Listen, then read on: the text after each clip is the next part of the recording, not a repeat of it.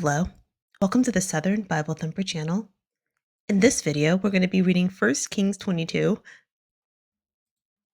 And they continued 3 years without war between Syria and Israel. And it came to pass in the 3rd year that Jehoshaphat, the king of Judah, came down to the king of Israel. And the king of Israel said unto his servants, Know ye that Ramoth in Gilead is ours, and we be still, and take it not out of the hand of the king of Syria. And he said unto Jehoshaphat, Wilt thou go with me to battle to Ramoth Gilead? And Jehoshaphat said to the king of Israel, I am as thou art, my people as thy people, my horses as thy horses. And Jehoshaphat said unto the king of Israel, Inquire, I pray thee, at the word of the Lord today. Then the king of Israel gathered the prophets together, about 400 men, and said unto them, Shall I go against Ramoth Gilead to battle, or shall I forbear? And they said, Go up, for the Lord shall deliver it into the hand of the king. And Jehoshaphat said, Is there not here a prophet of the Lord besides, that we might inquire of him? And the king of Israel said unto Jehoshaphat, There is yet one man, Micaiah, the son of Imlah, by whom we may inquire of the Lord. But I hate him, for he doth not prophesy good concerning me, but evil. And Jehoshaphat said, Let not the king say so. Then the king of Israel called an officer, and said, Hasten hither Micaiah, the son of Imlah. And the king of Israel and Jehoshaphat the king of Judah sat each on his throne, having put on their robes in a void place in the entrance of the gate of Samaria. And all the prophets prophesied before them. And Zedekiah the son of Shemaiah made him horns of iron. And he said, Thus saith the Lord, With these shalt thou push the Syrians, until thou have consumed them. And all the prophets prophesied so, saying, Go up to Ramoth Gilead, and prosper, for the Lord shall deliver it into the king's hand.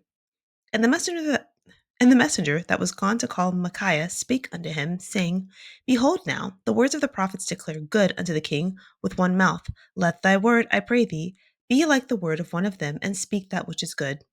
And Micaiah said, As the Lord liveth, what the Lord saith unto me, that will I speak. So he came to the king, and the king said unto him, Micaiah, shall we go against Ramoth Gilead to battle, or shall we forbear? And he answered him, Go and prosper, for the Lord shall deliver it into the hand of the king. And the king said unto him, How many times shall I adjure thee that thou tell me nothing but that which is true in the name of the Lord? And he said, I saw all Israel scattered upon the hills, as sheep that have not a shepherd. And the Lord said, These have no master. Let them return every man to his house in peace. And the king of Israel said unto Jehoshaphat, Did I not tell thee that he would prophesy no good concerning me, but evil? And he said, Hear thou therefore the word of the Lord. I saw the Lord sitting on his throne, and all the host of heaven standing by him on his right hand and on his left. And the Lord said, Who shall persuade Ahab that he may go up and fall at Ramoth Gilead? And one said on this manner, and another said on that manner. And there came forth a spirit, and stood before the Lord, and said, I will persuade him. And the Lord said unto him, Wherewith? And he said, I will go forth, and I will be a lying spirit in the mouth of all his prophets. And he said, Thou shalt persuade him, and prevail also. Go forth and do so. Now therefore, behold, the Lord hath put a lying spirit in the mouth of all these thy prophets, and the Lord hath spoken evil concerning thee. But Zedekiah the son of Shemaiah went near and smote Micaiah on the cheek, and said, Which way went the Spirit of the Lord from me to speak unto thee?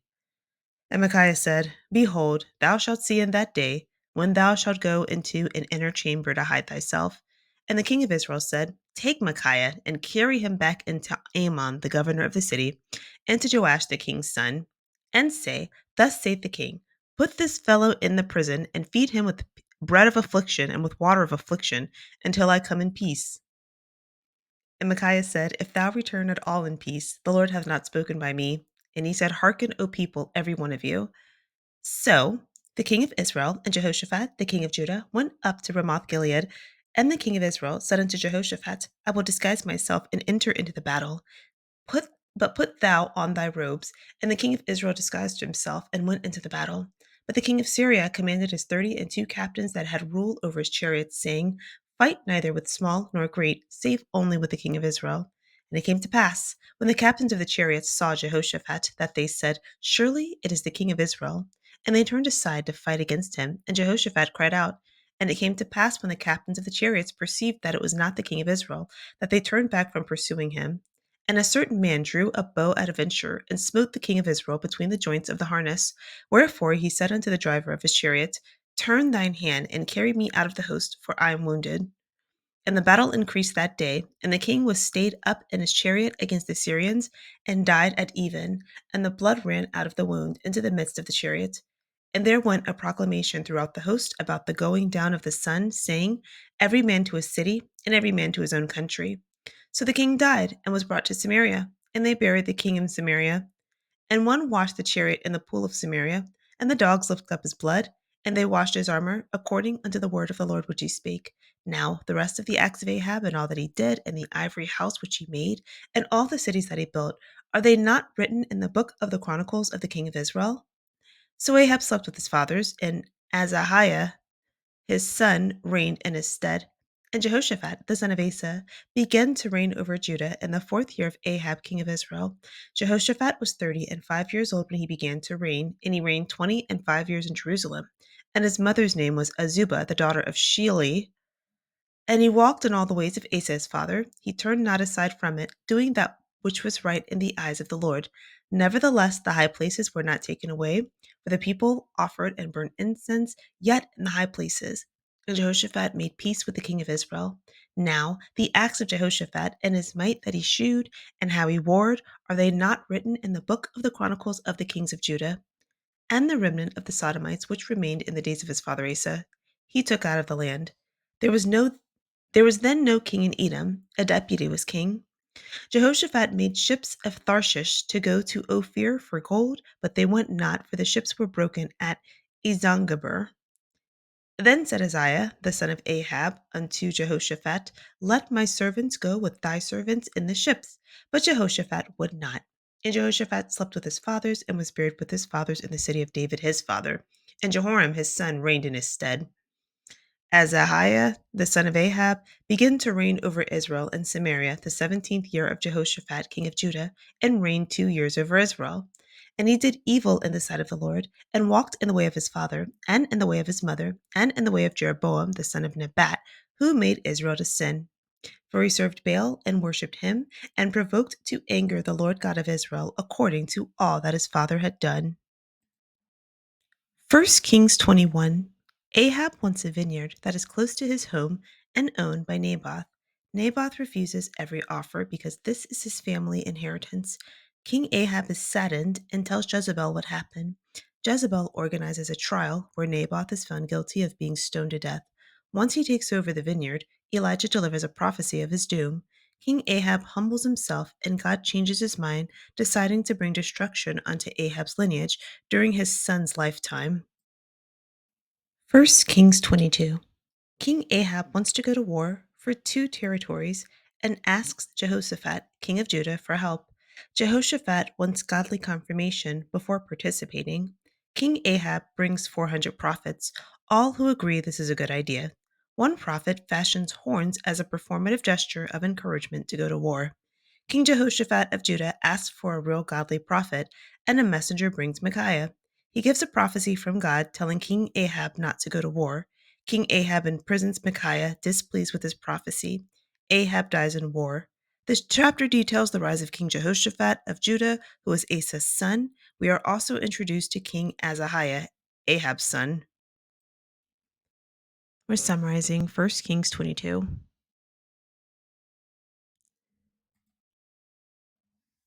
We're focusing on Israel and their leadership. This is the same lineage from Adam to Noah to Abraham, Isaac, Jacob.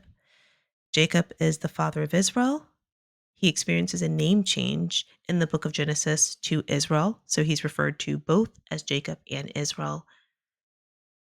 He has 12 sons, and they go to Egypt during a famine. After that generation dies off, they're enslaved because the king of Egypt just had a problem with them being so numerous. The king felt that they might turn because they might turn on them if a war breaks out or something, or they might just incite a civil war simply because there's so many of them. And Israel, they're Hebrews, they're a different ethnicity than the Egyptians, so they were enslaved. That's the first time we see leadership be appointed over a group like this because it's the first time a group like this exists. So their first leader is Moses, appointed during extenuating circumstances. After Moses, there's Joshua. Joshua leads Israel into this territory that they're living in now. But when Joshua dies, there is no leader. Israel goes to God directly in Judges chapter 1. This mirrors the type relationship that Rebecca had with God, where she went to God directly. He answers her in the same paragraph. And we also saw that with Abraham and Noah. Even at the end of Judges, we see Israel going to God directly. He answers them in the same paragraph. So after Judges chapter 1, that generation dies off. The new generation disobeys God, and they get themselves into a position where it's extenuating circumstances, and God begins appointing leadership again, judges. In 1 Samuel, Israel demands their own king. So God anoints kings, and the first king was Saul. Saul rules over a territory that's unified. David comes to power. This nation is now fractured. Now we have Israel and we have Judah. His son Solomon reigns, and the nation is unified again. But once he disobeys God, this nation has been splintered back into just Judah and Israel. In 1 Kings 14, we are introduced to two different books that don't appear in the 66 of the Bible: the Chronicles of Kings of Israel, or the historical record of Israel, and the Chronicles of Judah, or the historical record of Judah. In my opinion, both of those books support these two nations being separate, because if they view themselves as separate kingdoms, it would make sense that they would document their own histories separately.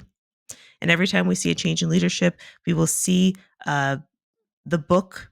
So, for instance, right here, this is 1 Kings 22:39. After Ahab dies, because Ahab is the king of Israel, we see uh, the Chronicles of Kings of Israel. We see that book being referenced after his death. So, a change in leadership.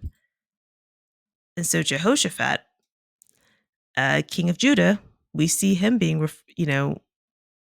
are they not written in Chronicles of Kings of Judah? Change in leadership. So I don't have access to either book, but that's my assumption for both.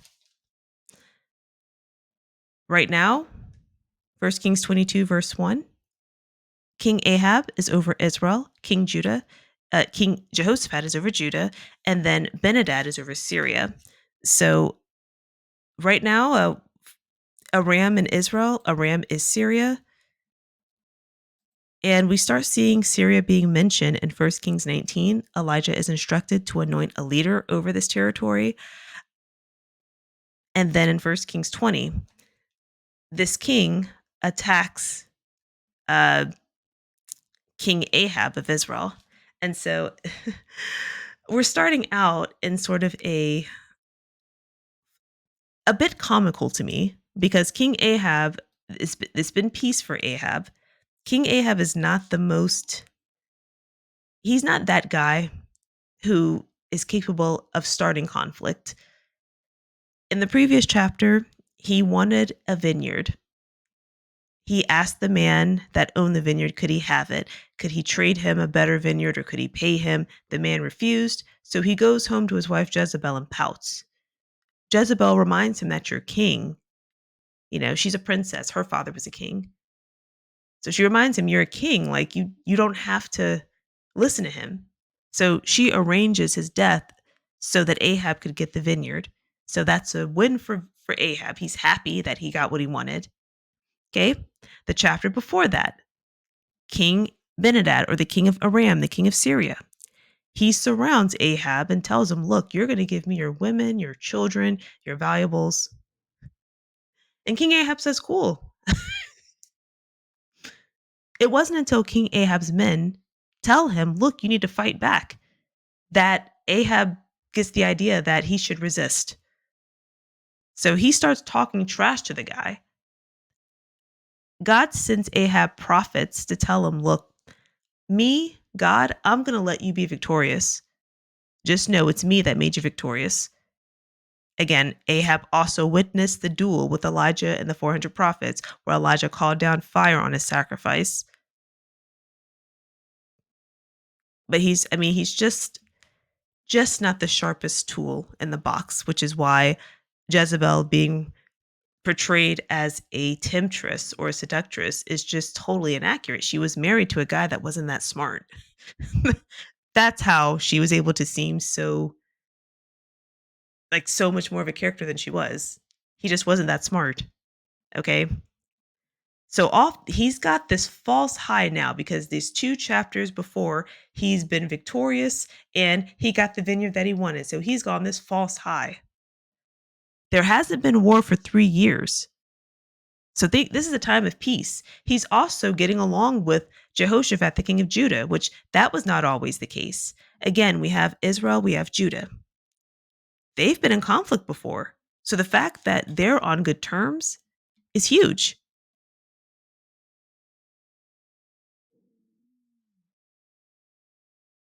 The king of Judah goes to visit Ahab, and Ahab is telling his people, look, there's this territory, Ramoth Gilead. It's ours. We need to go take it. Again, he's not that guy to start conflict. He's not that guy. The king of Judah comes and he says, hey, will you go with me to fight these people because I want this territory? And Jehoshaphat, the king of Judah, he says, well, let's ask God. I'll go with you, but let's ask God first. So King Ahab brought his prophets, 400, and asked them, should he go to war? They all agree with him. Jehoshaphat, the king of Judah, he says, is there anyone else? Is there a prophet of God? So King Ahab answered and he says, yes, there's Micaiah. He's the prophet of God, but he always has something bad to say about me. And the king of Judah, King Jehoshaphat, he says, don't say that. The king of Israel, he sends a messenger to get Micaiah, the prophet of God.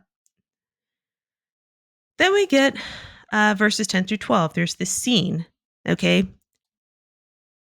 So both kings, King Ahab and King Jehoshaphat, they're sitting in their royal robes on their thrones, and these 400 men are prophesizing to them, okay? And prophesizing, means all of this stuff. But in my opinion, the best term is to make a prediction. So they're all saying all this wonderful stuff, and there's this one of Ahab's prophets. His name is Zedekiah. He really wants to show out. So he creates a prop with iron horns. You're gonna be successful. You're gonna go. What do you say? Gore them. You're gonna gore them with these horns. I mean, they're just really going over and above to agree with the king and to not make him angry. So, verse 12, all of them are saying the same thing. Now 13 and 14 is a cutaway. We were in the room with the 400 prophets. Now we're in a cutaway with Micaiah and the messenger. The messenger gets Micaiah, the prophet of God, and says, look, everybody else is saying something positive about the war. Don't you come and say something negative. Micaiah says, look, I can only tell him what God tells me. So now, verse 15, Micaiah comes to the room where everyone is at. And King Ahab asks him, hey, should we go to war? Micaiah responds with the advice of the messenger. Yes, you should. Attack and be victorious. But King Ahab knows that he's not telling the truth. And he says, tell me the truth. How many times do I have to tell you? Just tell me. Micaiah says, look, I saw Israel scattered as sheep with no shepherd. God says, go home in peace. Again, this is a peaceful time. Ahab is not that guy. He's not that smart. But he's smart enough to know what the truth is. After Micaiah responds and tells him, I don't think you should go to war, then King Ahab says to King Jehoshaphat, he says, see, this man never has anything good to say. So Micaiah, verse 19 through 23, this is another I want to say this is a scenario or a dream or a vision, but it does say the word of the Lord. Okay. I saw God sitting on his throne with the holy army around him, and he asks, who's going to tempt Ahab to take this city? And an evil spirit says, I will, and I'm going to do it through becoming a lying spirit through all of his prophets. And God tells him in this vision, okay, you'll be successful, go and do it. So, verse 23, Micaiah says, there's a deceiving spirit in the mouths of your prophets. God decreed disaster if you do this. Then Zedekiah, the one who went out of his way to make horns, the performative, he smacks Micaiah, slaps him in the face, and says, oh, so God left me to tell you something else? Micaiah said, you're going to find out. So after King Ahab asks him to tell the truth, he orders Micaiah to go to be imprisoned.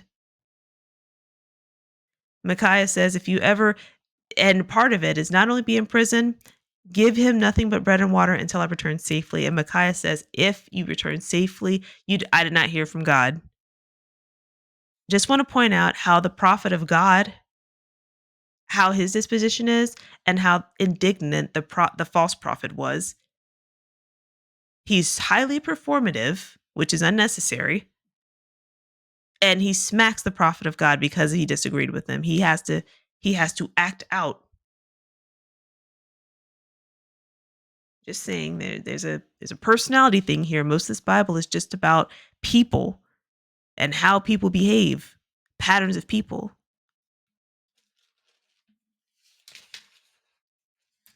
So the king of Israel tells the other king, I'm going to go to the battle in disguise, but you can wear your regular clothes. So King Ahab disguised himself, while the king of Judah did not. King Jehoshaphat of Judah, he didn't disguise himself. Now, the king of Syria commanded his people only seek out the king to kill him. So they pursue King Jehoshaphat of Judah because he's the one wearing his royal robes. But when he cries out, they stop pursuing him. Another thing that I would like to point out, you see how Jehoshaphat, the king of Judah, he's the one that requested, do you have a prophet of God? And now he's in battle with him? Why did you go when you saw that the prophet of God said something else? Is your loyalty that deep? What was the point of even bothering Micaiah if you weren't going to listen to him? Just to imprison him for saying something you didn't like? Somebody drew their bow at random, not even trying to hit King Ahab. It was a random fire, but it killed him.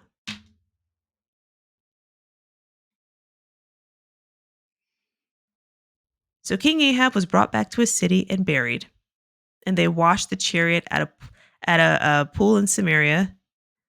And some versions say that prostitutes were bathing in his blood.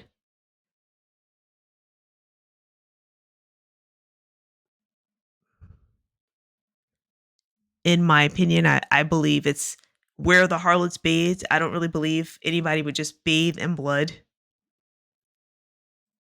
unless you were just that metal back then. But I don't know. So again, now we see the books of Kings of Israel, annals right here, but translated, it's the Chronicles of Kings of Israel or Book of Kings of Israel. So now that Ahab dies, that's going to be a change in leadership. Now we see this book being referred to. So this is why I say that's what I believe these books are, Chronicles of Israel and Chronicles of Judah. They're documenting the history of these two nations. So change in leadership, that book is mentioned. Now we see his son Azariah being king next after him. Okay, now we get that's done. We're not talking about King Ahab and the war anymore. 41 through the end, we're talking about something else. So in verse 41, we're talking about Jehoshaphat and his rise to being a leader. He became king of Judah when Ahab was in his 4th year. Jehoshaphat was 35. He reigned 25 years. He was righteous, but he did not remove the high places or the places where people wanted to still practice idol worship. He didn't remove them. And he was at peace with the king of Israel, which that this is being mentioned because this wasn't common, or this wasn't always the case between Israel and uh, Judah. Like after Solomon dies, we have Jeroboam and Rehoboam. They were at war like their whole life.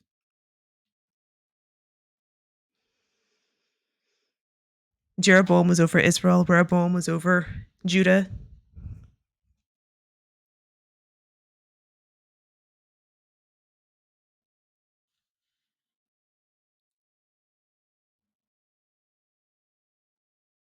Okay, it also says he removed the rest of the prostitutes. It says male shrine prostitutes. I don't know. I know sometimes they will say sodomites. In my opinion, it makes more sense that prostitution was both for male and female for cult prostitutes.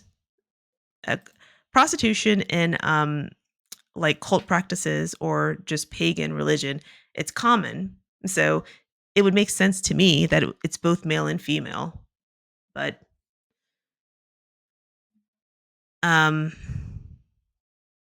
and this man removed them, Jehoshaphat. Also, we meant this Edom is now being mentioned as another territory, and we know Edom is uh, Esau or Esau's descendants. That's who is in this territory. But now we're seeing that there's no king in Edom. There's a governor ruling it.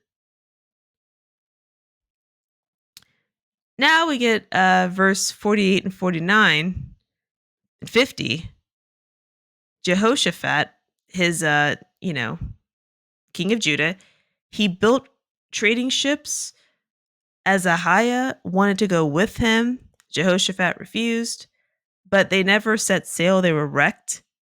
Not sure why that's in here, but it's just another detail of what happened during Jehoshaphat's reign. Jehoshaphat dies, and his son, Jeroboam, becomes king next after him. Ahaziah becomes king of Israel in the 17th year of Jehoshaphat. He reigned for 2 years. He did evil and he dies. Thank you so much for clicking on the video. I love you. Have a wonderful day.